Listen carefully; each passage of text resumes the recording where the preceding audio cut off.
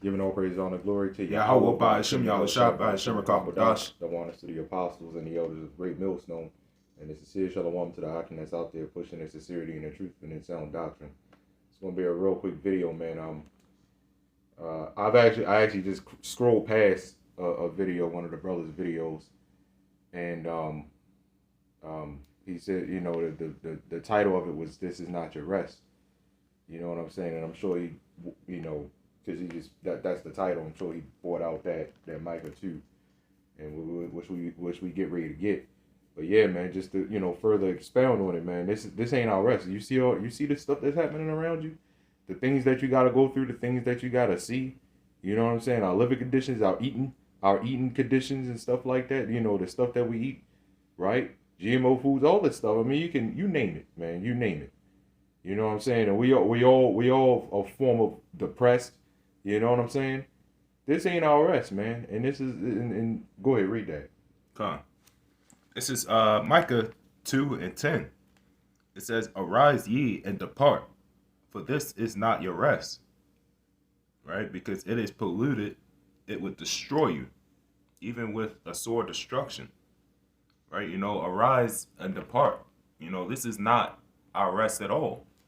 Right? You know, it's better to live in the house of mourning than the house of merchandise. Right. Right? You know, this is not our rest at all. You know, we're not supposed to be sitting here, you know, getting comfortable in this world. Right. Right? You know, when you got, you know, these prophecies kicking off the up and coming destruction upon this place, you know, Babylon. Right? So it said, for this is not your rest, because it is polluted. This whole land is polluted. It's nothing but pollution. This land is, you know, the land of the wicked. Right? They called us the land of the free.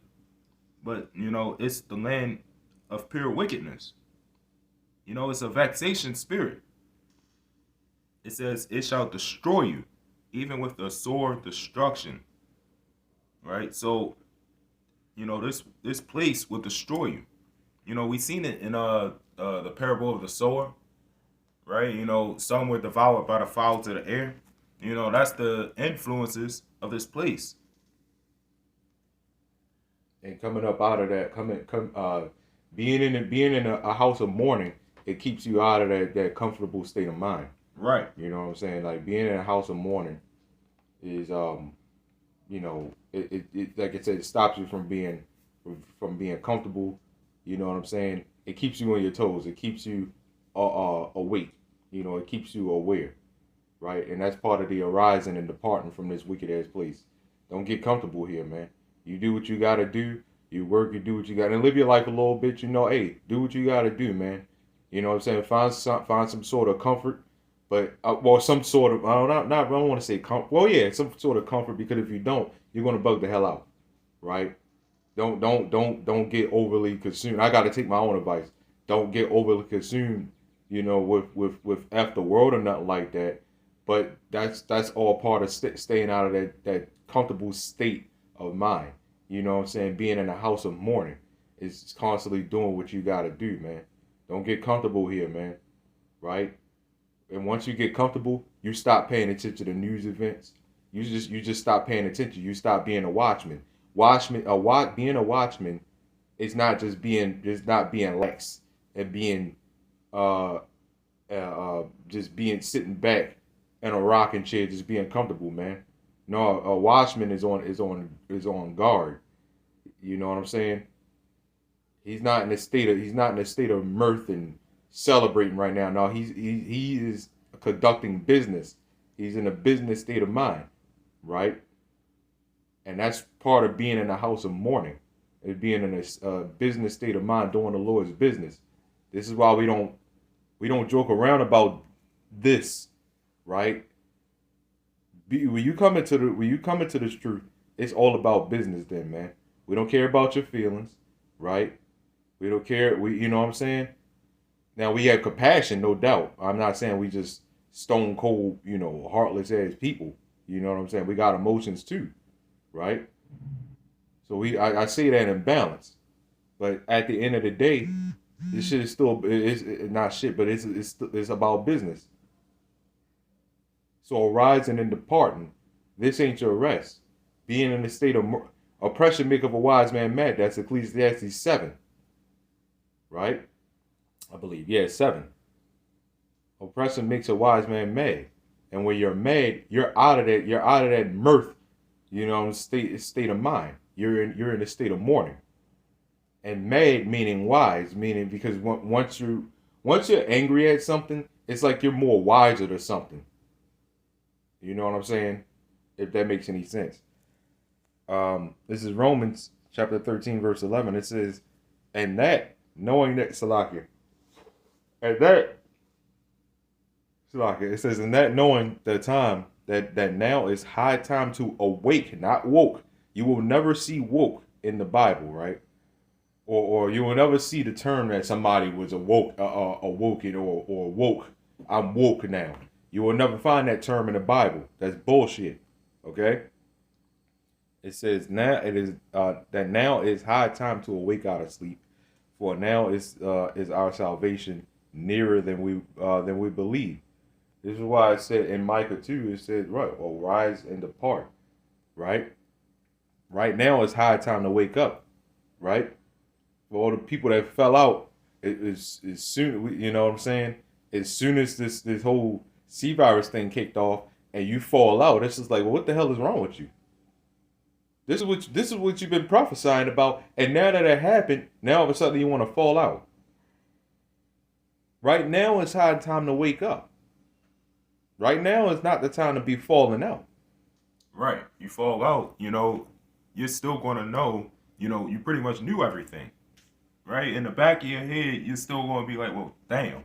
I can still see everything happening and all this wickedness, but you fell out. Exactly. It's just like right now, see, there's a time and a place, there's a time and a season for everything. And right now, this ain't the season to be falling out. Right now, this is the time to really get on fire, to be honest. You know what I'm saying? I mean, but hey, the Lord has his way with people, man. The Lord has his way with people. You can't really avoid that. But yeah, this was just a really quick video. We just wanted to go into that, man, because let me read this one, verse 12. That's a pretty good one. It says, "The night is far spent, the day is at hand." Right? Let us therefore cast off the works of darkness, and let us put on the armor of light.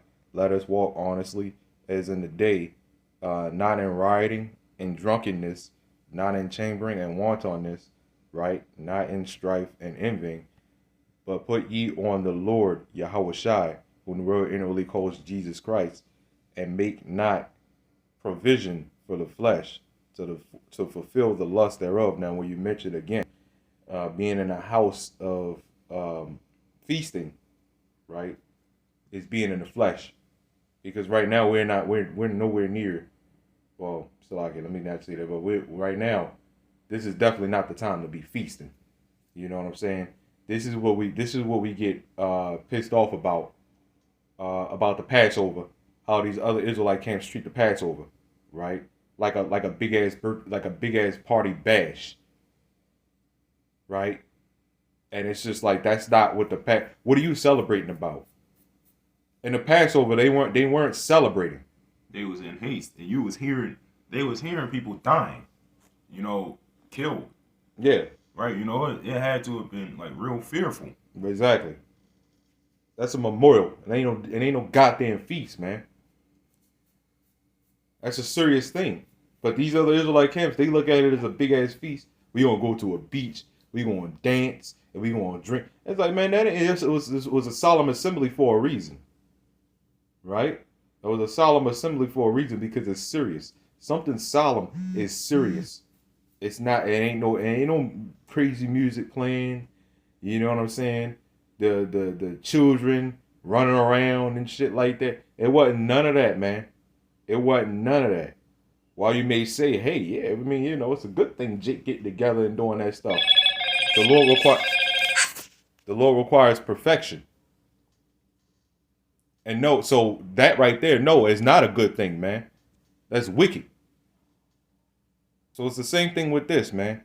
We cannot be. We should not fulfill the lust of the flesh, but we should be walking in the spirit, man. None of that bullshit, man. Right? So anyway, man, that's all we pretty much got on that. Unless you had anything else. Nothing else. So yeah, that's pretty much it. Giving all praise, honor, glory to Yahweh by Hashem, Yahweh Shai by Hashem, and Shalom. Shalom.